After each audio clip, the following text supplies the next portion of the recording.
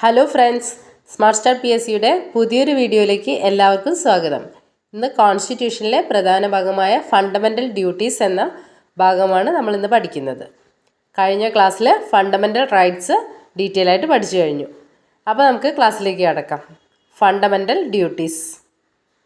ഭരണഘടന നിലവിൽ വന്ന സമയത്ത് മൗലിക കടമകൾ ഭരണഘടനയിൽ ഉൾപ്പെടുത്തിയിരുന്നില്ല. ഭരണഘടന നിലവിൽ വന്നത് എപ്പോഴാണ്? 1950 ജനുവരി 26. ആ സമയത്ത് മൗലിക കടമകൾ ഭരണഘടനയിൽ ഉൾപ്പെടുത്തിയിരുന്നില്ല.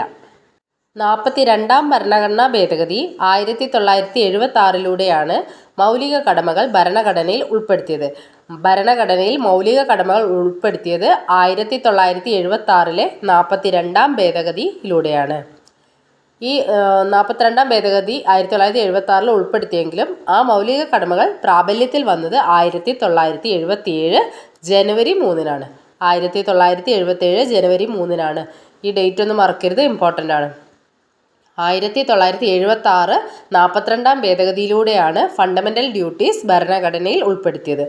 അത് നിലവിൽ വന്നത് 1977 ജനുവരി 3. സ്വരൺ സിംഗ് കമ്മിറ്റിയുടെ നിർദ്ദേശപ്രകാരമാണ് മൗലിക കടമകൾ ഭരണഘടനയിൽ കൂട്ടിച്ചേർത്തത്. സ്വരൺ സിംഗ് കമ്മിറ്റിയുടെ നിർദ്ദേശപ്രകാരമാണ് മൗലിക കടമകൾ ഭരണഘടനയിൽ കൂട്ടിച്ചേർത്തത്. ഭരണഘടനയിൽ ഫണ്ടമെൻ്റൽ ഡ്യൂട്ടീസ് കൂട്ടിച്ചേർത്ത ഭാഗം 4A. ഭാഗം 4Aയിലാണ് ഭരണഘടനയിൽ മൗലിക കടമകൾ ഉൾപ്പെടുത്തിയിരിക്കുന്നത്. അതേപോലെ ആർട്ടിക്കിൾ നോക്കുകയാണെങ്കിൽ അനുച്ഛേദം 51A മൗലിക കടമകളെക്കുറിച്ച് പ്രതിപാദിക്കുന്ന ഭരണഘടനാ വകുപ്പ്. റഷ്യയെ അനുകരിച്ചാണ് ഇന്ത്യൻ ഭരണഘടനയിൽ മൗലിക കടമകൾ കൂട്ടിച്ചേർത്തത്. റഷ്യയിൽ നിന്നാണ് ഫണ്ടമെൻ്റൽ ഡ്യൂട്ടീസ് കടം കൊണ്ടത്. മൗലിക കടമകൾ ഇന്ത്യൻ പൗരന്മാർക്ക് മാത്രം ബാധകമായവയാണ്. വിദേശ പൗരന്മാർക്ക് ഇത് ബാധകമല്ല. അതേപോലെ മൗലിക കടമകൾ ഭരണഘടനയിൽ ഉൾപ്പെടുത്തിയ പ്രധാനമന്ത്രി ഇന്ദിരാഗാന്ധി, പ്രസിഡന്റ് ഫക്രുദ്ദീൻ അലി അഹമ്മദ്. ഇത്രയും ഭാഗം ഒന്നും കൂടെ നോക്കാം. ഭരണഘടന നിലവിൽ വന്ന സമയത്ത് മൗലിക കടമകൾ ഭരണഘടനയിൽ ഉൾപ്പെടുത്തിയിരുന്നില്ല. 42ാം ഭരണഘടനാ ഭേദഗതി 1976 മൗലിക കടമകൾ ഭരണഘടനയിൽ ഉൾപ്പെടുത്തിയത്. അത് നിലവിൽ വന്നത് 1977 ജനുവരി 3. സ്വരൺ സിംഗ് കമ്മിറ്റിയുടെ നിർദ്ദേശപ്രകാരമാണ് ഫണ്ടമെൻ്റൽ ഡ്യൂട്ടീസ് ഭരണഘടനയിൽ കൂട്ടിച്ചേർത്തത്. ഭാഗം 4Aയിലും ആർട്ടിക്കിൾ 51Aയിലുമാണ് പ്രതിപാദിക്കുന്നത്. റഷ്യയിൽ നിന്നാണ് കടം കൊണ്ടത്. മൗലിക കടമകൾ ഭരണഘടനയിൽ ഉൾപ്പെടുത്തിയ പ്രധാനമന്ത്രി ഇന്ദിരാഗാന്ധി, പ്രസിഡന്റ് ഫക്രുദ്ദീൻ അലി അഹമ്മദ്. മൗലിക കടമകൾ ഭരണഘടനയിൽ ഉൾപ്പെടുത്തിയ സമയത്തെ കേന്ദ്രമന്ത്രി HR ഗോഖലെ. മൗലിക കടമകൾ ഭരണഘടനയിൽ ഉൾപ്പെടുത്തിയ പ്രധാനമന്ത്രി ഇന്ദിരാഗാന്ധി, പ്രസിഡന്റ് ഫക്രുദ്ദീൻ അലി അഹമ്മദ്, കേന്ദ്ര നിയമമന്ത്രി HR Gokhale. Prime minister Indira Gandhi, president Fakhruddin Ali Ahmed, കേന്ദ്ര നിയമമന്ത്രി HR ഗോഖലെ. അപ്പോൾ നമ്മൾ ഫണ്ടമെൻ്റൽ ഡ്യൂട്ടീസ് കടം കൊണ്ടത് USSRൽ നിന്നാണ്. ഭാഗം 4A, article 51A, Swaran Singh committee. ഇത്രയും കാര്യങ്ങൾ മറന്നു പോകരുത്. ഇതൊന്നുകൂടെ പറയാം. മൗലിക കടമകൾ ഭരണഘടനയിൽ ഉൾപ്പെടുത്തിയ പ്രധാനമന്ത്രി ഇന്ദിരാഗാന്ധി, പ്രസിഡന്റ് ഫക്രുദ്ദീൻ അലി അഹമ്മദ്, കേന്ദ്ര നിയമമന്ത്രി HR ഗോഖലെ. അടുത്ത പോയിന്റ് നോക്കാം. 42ാമത്തെ ഭരണഘടനാ ഭേദഗതിയിലൂടെ 1976 10 മൗലിക കടമകളാണ് ഭരണഘടനയിൽ ഉൾപ്പെടുത്തിയത്. 42ാമത്തെ ഭേദഗതി 1976 മൗലിക കടമകൾ എത്ര എണ്ണം ഉണ്ടായിരുന്നു? 10 എണ്ണം. പക്ഷേ 11 മൗലിക കടമകളാണ് ഭരണഘടനയിൽ ഇപ്പോഴുള്ളത്. ഇപ്പോൾ അത് 11 എണ്ണമായിട്ടുണ്ട്. അപ്പോൾ 11ാമത്തേത് ഏതാന്ന് നോക്കാം. 11ാമത് മൗലിക കടമ ഭരണഘടനയിൽ കൂട്ടിച്ചേർത്ത ഭേദഗതി 86ാം ഭേദഗതി 2002. 6 വയസ്സ് മുതൽ 14 വയസ്സ് വരെയുള്ള കുട്ടികൾക്ക് വിദ്യാഭ്യാസത്തിനുള്ള സാഹചര്യമൊരുക്കേണ്ടത് രക്ഷിതാക്കളുടെ മൗലിക കടമയായി കൂട്ടിച്ചേർത്തു. 11ാമത്തെ ഭേദഗതിയാണ്. 86ാം ഭേദഗതി 2002 ഉൾപ്പെടുത്തി 6 വയസ്സ് മുതൽ 14 വയസ്സ് വരെയുള്ള കുട്ടികൾക്ക് വിദ്യാഭ്യാസത്തിനുള്ള സാഹചര്യമൊരുക്കേണ്ടത് രക്ഷിതാക്കളുടെ മൗലിക കടമയായി കൂട്ടിച്ചേർത്തു. 11ാമത്തെ മൗലിക കടമ 86ാം ഭേദഗതി 2002 നിലവിൽ വന്നു. 6 വയസ്സ് മുതൽ 14 വയസ്സ് വരെയുള്ള കുട്ടികൾക്ക് വിദ്യാഭ്യാസത്തിനുള്ള സാഹചര്യം രക്ഷിതാക്കൾ ഒരുക്കി കൊടുക്കണം. അടുത്ത പോയിന്റ് നോക്കാം. നിർദ്ദേശക തത്വങ്ങളെ പോലെ തന്നെ മൗലിക കടമകളും കോടതിയിലൂടെ സ്ഥാപിച്ചെടുക്കാൻ കഴിയില്ല. നിർദ്ദേശ തത്വങ്ങളും അതേപോലെ മൗലിക കടമകളും കോടതിയിലൂടെ സ്ഥാപിച്ചെടുക്കാൻ കഴിയില്ല. ചില മൗലിക കടമകൾ നടപ്പാക്കുന്നതിനുള്ള നിയമവ്യവസ്ഥകൾ പരിശോധിക്കുന്നതിനായിട്ട് ഒരു കമ്മിറ്റി വന്നിട്ടുണ്ടായിരുന്നു. അതാണ് വർമ്മ കമ്മിറ്റി. വർമ്മ കമ്മിറ്റി വന്നത് 1999 വർമ്മ കമ്മിറ്റി വന്നത്.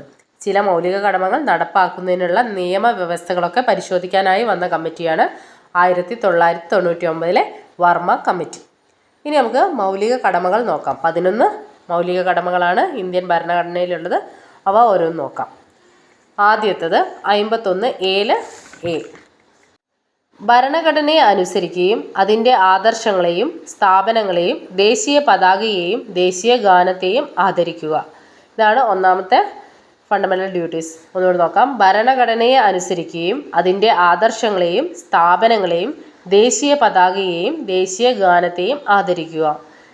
അടുത്ത ഡ്യൂട്ടി, ഇന്ത്യൻ സ്വാതന്ത്ര്യ സമരത്തിന് ഉത്തേജനം പകരുന്ന ഉന്നത ആദർശങ്ങളെ പിന്തുടരുക. ഇന്ത്യൻ സ്വാതന്ത്ര്യ സമരത്തിന് ഉത്തേജനം പകർന്ന ഉന്നത ആദർശങ്ങളെ പിന്തുടരുക. അടുത്തത് സി, ഇന്ത്യയുടെ പരമാധികാരവും ഐക്യവും അഖണ്ഡതയും കാത്തുസൂക്ഷിക്കുക. ഇന്ത്യയുടെ പരമാധികാരവും ഐക്യവും അഖണ്ഡതയും കാത്തുസൂക്ഷിക്കുക. അടുത്ത ഡ്യൂട്ടിയാണ് രാജ്യരക്ഷാ പ്രവർത്തനത്തിനും രാഷ്ട്ര സേവനത്തിനും സജ്ജരായിരിക്കുക. രാജ്യരക്ഷാ പ്രവർത്തനത്തിനും രാഷ്ട്ര സേവനത്തിനും സജ്ജരായിരിക്കുക. 51A. മതം, ഭാഷ, പ്രദേശം, വിഭാഗം എന്നിവയ്ക്കതീതമായി ഇന്ത്യയിലെ ജനങ്ങൾക്കിടയിൽ സാഹോദര്യം വളർത്താൻ ശ്രമിക്കുക. സ്ത്രീകളുടെ മാന്യതയെ ഹനിക്കുന്ന പ്രവൃത്തികൾ ഉപേക്ഷിക്കുക. എന്തൊക്കെയാണ് പറഞ്ഞത്? മതം, ഭാഷ, പ്രദേശം, വിഭാഗം എന്നിവയ്ക്കതീതമായി ഇന്ത്യയിലെ ജനങ്ങൾക്കിടയിൽ സാഹോദര്യം വളർത്താൻ ശ്രമിക്കുക. സ്ത്രീകളുടെ മാന്യതയെ ഹനിക്കുന്ന പ്രവൃത്തികൾ ഉപേക്ഷിക്കുക. അടുത്ത ഫണ്ടമെൻ്റൽ ഡ്യൂട്ടിയാണ് ഇന്ത്യയുടെ മഹത്തായ സാംസ്കാരിക പൈതൃകത്തെ ബഹുമാനിക്കുക. ഇന്ത്യയുടെ മഹത്തായ സാംസ്കാരിക പൈതൃകത്തെ ബഹുമാനിക്കുക. അടുത്തത് പരിസ്ഥിതി സംരക്ഷിക്കുകയും മെച്ചപ്പെടുത്തുകയും ചെയ്യുക. ജീവികളോട് അനുകമ്പ പുലർത്തുക. 51A. ശാസ്ത്രീയ വീക്ഷണവും മാനവികതയും അന്വേഷണാത്മകതയും വികസിപ്പിക്കുക. ശാസ്ത്രീയ വീക്ഷണവും മാനവികതയും അന്വേഷണാത്മകതയും വികസിപ്പിക്കുക. 51A. പൊതു സ്വത്ത് സംരക്ഷിക്കുക, അക്രമം ഉപേക്ഷിക്കുക. 51A. എല്ലാ മണ്ഡലങ്ങളിലും മികവ് കാട്ടി ഔന്നത്യത്തിൻ്റെ പാതയിൽ മുന്നേറാൻ സഹായിക്കുക. 11ാമത്തെ മൗലിക കടമ, ഓരോ രക്ഷിതാവും 6 വയസ്സിനും 14 വയസ്സിനും ഇടയിലുള്ള തങ്ങളുടെ കുട്ടികൾക്ക് വിദ്യാഭ്യാസത്തിനുള്ള സാഹചര്യം ഒരുക്കണം. ഇത്രയാണ് ഫണ്ടമെൻ്റൽ ഡ്യൂട്ടീസ്. നമുക്ക് ഒന്നുകൂടെ നോക്കാം. ചില മൗലിക കടമകൾ പോസിറ്റീവായും ചിലത് നെഗറ്റീവായുമാണ് കണക്കാക്കുന്നത്. അത് ഏതൊക്കെയാണ് പോസിറ്റീവും നെഗറ്റീവും എന്നുള്ള കാര്യം ഒന്ന് നോക്കാം. ഫസ്റ്റ് തൊട്ട് നോക്കണേ. ഭരണഘടനയെ അനുസരിക്കുകയും അതിൻ്റെ ആദർശങ്ങളെയും സ്ഥാപനങ്ങളെയും ദേശീയ പതാകയെയും ദേശീയ ഗാനത്തെയും ആദരിക്കുക. ഈ ഫണ്ടമെൻ്റൽ ഡ്യൂട്ടി നെഗറ്റീവാണോ പോസിറ്റീവാണോ എന്ന് ചോദിച്ചാൽ ഇത് നെഗറ്റീവാണ്. കാരണം എന്താണെന്ന് വെച്ചാൽ ഇത് തെറ്റിച്ചാൽ ശിക്ഷിക്കപ്പെടും.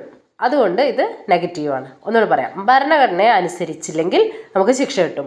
അതേപോലെ അതിൻ്റെ ആദർശങ്ങളും സ്ഥാപനങ്ങളെയും ദേശീയ പതാക, ദേശീയ ഗാന എന്നിവയൊക്കെ നിന്ദിച്ചു കഴിഞ്ഞിട്ടുണ്ടെങ്കിൽ നമ്മൾ ശിക്ഷിക്കപ്പെടും. അതുകൊണ്ട് ഈ ഫണ്ടമെൻ്റൽ ഡ്യൂട്ടി നെഗറ്റീവാണ്.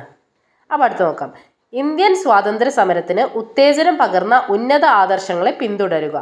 അത് പിന്തുടർന്നിട്ടില്ലെങ്കിൽ നമുക്ക് ശിക്ഷയൊന്നും കിട്ടൂല. അതുകൊണ്ട് അത് പോസിറ്റീവായിട്ടാണ് കണക്കാക്കുന്നത്. അടുത്തത് ഇന്ത്യയുടെ പരമാധികാരവും ഐക്യവും അഖണ്ഡതയും കാത്തു സൂക്ഷിക്കുക.